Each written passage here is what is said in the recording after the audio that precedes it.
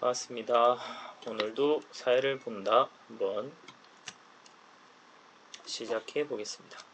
자, 우리 1단원 부분은 우리 수행평가를 쳤기 때문에 그냥 일단 넘어가고요.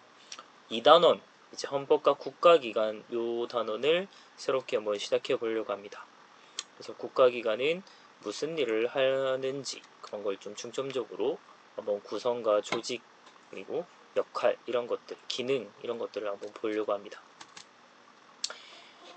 자, 우선은 우리 요 국회에 관해서 먼저 한번 보겠습니다. 국회라고 하는 건 우리 뭐 익히 잘 알고 있을 겁니다. 국민의 대표기관이죠. 국민이 선출한 대표로 구성된 국가기관이 이제 의회라고 하는 것이고, 우리나라는 국회라고 부르고 있습니다. 그래서 이게 우리가 이제 간접민주제를 하고 있기 때문에 직접 민주정치가 아니잖아요. 그래서 우리가 선출한 대표가 대신 정치를 해주는 대의제의 모습이 나타난다라고 보면 되겠습니다.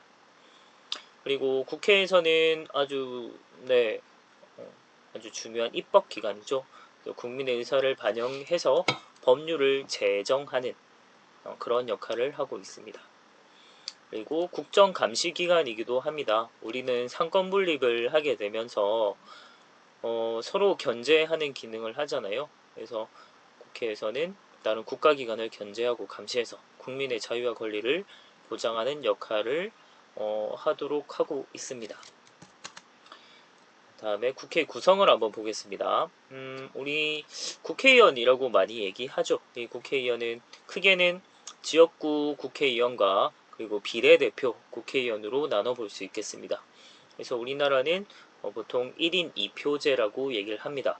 그래서 지역 후보에게 이제 우리는 직접 투표를 통해서 당선되면 지역구 의원이 되는 것이고, 비례대표 국회의원 같은 경우는 선거에서 정당이 얻은 득표수에 비례해서 선출되는 이런 형태입니다.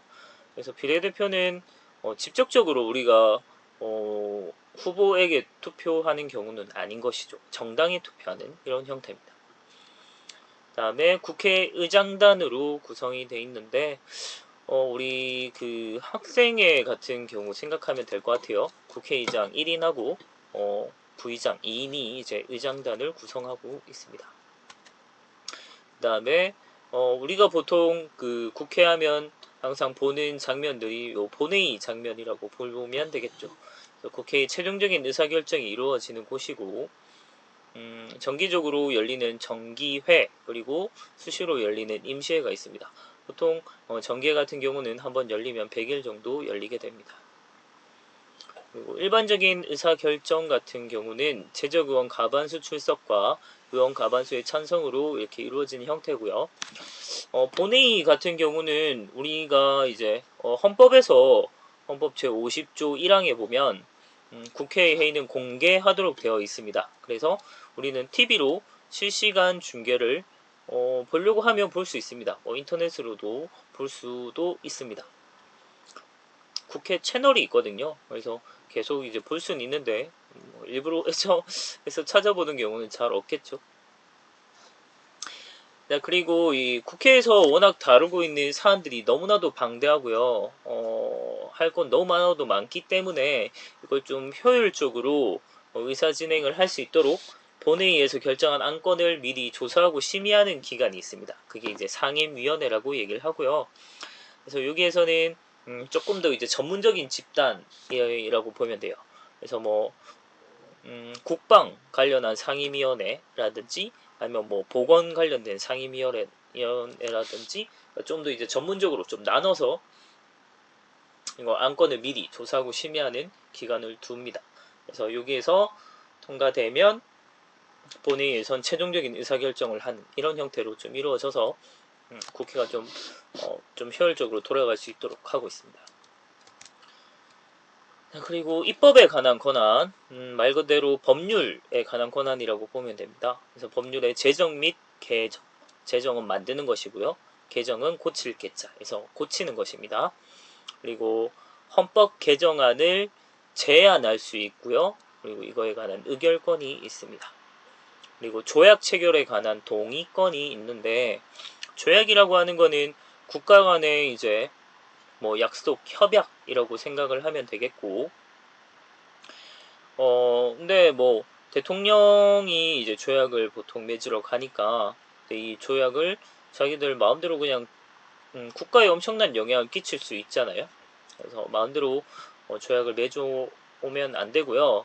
그리고 요게 이제 조약을 맺었을 때 이 체결에 관한 국회의 동의를 얻어야만 이제 법률과 같은 효력을 가질 수 있게 됩니다. 그래서 그렇게 하고 있는 거는 국민의 의사를 좀 더 반영하기 위한 장치라고 보면 되겠죠. 그리고 재정에 관한 권한, 예산안에 관해서 심의 확정을 합니다. 정부에서 미리 예산안을 좀 짜오는데 그거에 관해서 뭐가 필요한지 아닌지 따져보는 그런 심의하는 것도 하고요. 최종 확정하는 권한을 이제 국회가 갖고 있습니다.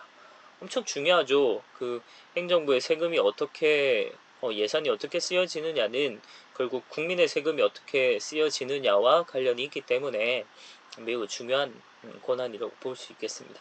그래서 정부 살림살이에 국민의 의사를 반영하고 국민의 재산과 권리를 보호하기 위한 이것 또한 아주 중요한 권한이라고 볼 수 있겠죠. 그리고 이게 우리 삶에 아주 직접적으로 좀 관련되기도 하죠. 정부에서 어떤 예산을 쓰느냐는 아주 중요한 안건이라고 볼 수 있겠습니다. 이 외에도 이제 일반 국정에 관한 권한이 있습니다. 그래서 국정감사권이 있고요. 뭔가 국정에서 뭔가 좀 잘못된 일이나 이런 거에 대해서 좀 감시하고 좀 알아보고 조사하고 막 하는 거죠. 그런 권한이 있고요. 헌법기관 구성원의 임명 동의권, 그리고 우리가 한창 언론에서 많이 봤던 탄핵 소추 의결권을 갖고 있기도 합니다. 뭐 물론 국회가 그 탄핵 소추 이제 결의안이 이제 통과가 됐다고 해서 당장 탄핵이 되는 건 아닙니다. 우리 수업 때 배웠듯이 이게 이제 국회에서 통과가 되면 헌법재판소로 넘겨지게 되고 헌법재판소에서 그 탄핵 여부를 결정하게 되는 거죠. 그래서 국회는 그 앞전까지 이 사람을 탄핵할 거냐 말 거냐를 결의하는 권한을 갖고 있는 건 국회입니다. 다음에 국가기관이 서로 견제해서 국민의 기본권을 보장하도록 하고 있는 거죠. 우리가 많이 들어왔듯이 입법, 사법, 행정이라고 하는 요 삼권분립이 잘 운영이 되려면 서로 견제해서 이렇게 견제와 균형에 원리에 맞도록 해야만 국민의 기본권을 보장할 수 있겠죠. 자, 요렇게까지 하고요. 우리 지금은 이제 국회를 했으니까 그 다음엔 어디이겠어요? 네, 그 다음에는 대통령과 행정부, 그래서 행정부에 관한, 그리고 우리는 특히나 또 대통령제를 하고 있기 때문에 대통령에 관해서도 한번 자세히 살펴보도록 하겠습니다. 오늘은 여기까지 하겠습니다.